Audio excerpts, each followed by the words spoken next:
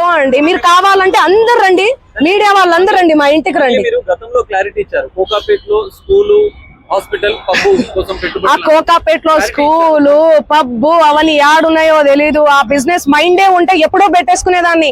నీ పాటల ప్రపంచంలోనే ఎందుకు బతికేదాన్ని? నాకు పాటలు పాడడం, పాటల ప్రపంచం తప్ప ఏమీ తెలియదండి. నాకు నిజంగా డబ్బు ఆశ ఉంటే లాస్ట్ ఇయర్ ఎన్నికలు 2023 ఇక్కడ 2023 ఇక్కడ 2024 అక్కడ జరిగింది.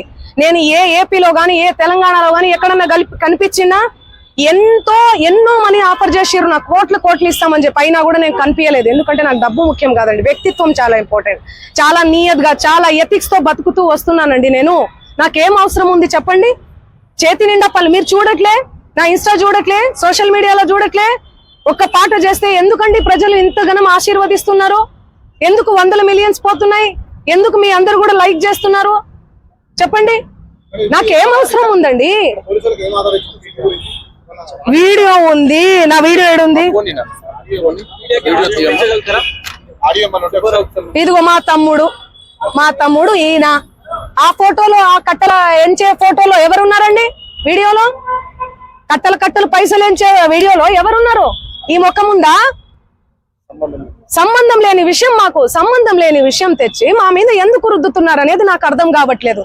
సెన్సిటివ్ మ్యాటర్ అండి ఇది. కొంచెం ఆచి తూచి వెరిఫికేషన్ చేసుకొని మీరు వేయాలి మీడియాలో, సోషల్ మీడియాలో గానీ మీడియాలో గానీ. దయచేసి చెప్తున్నా, నేను మళ్ళీ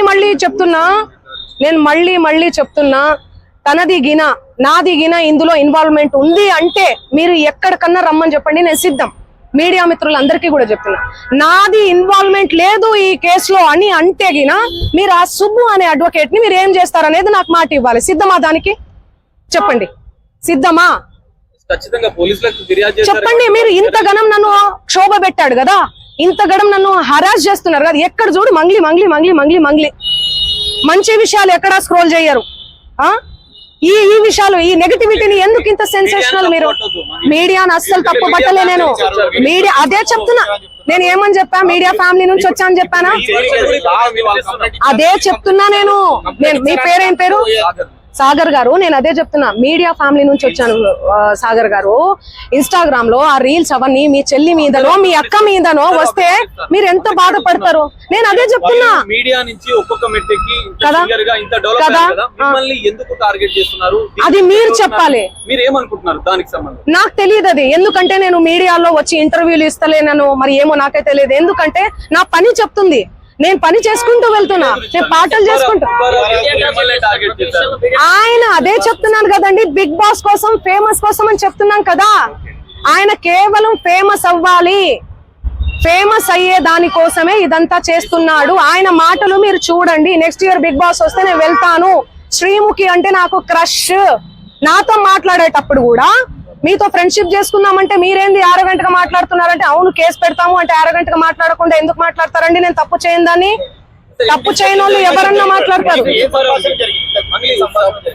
నేను మీకు వీడియో చూపిస్తాను, ఆగండి, చూడండి ఎలా మాట్లాడుతున్నాడు, ఎట్లా డిమాండ్ చేస్తున్నాడు చూడండి.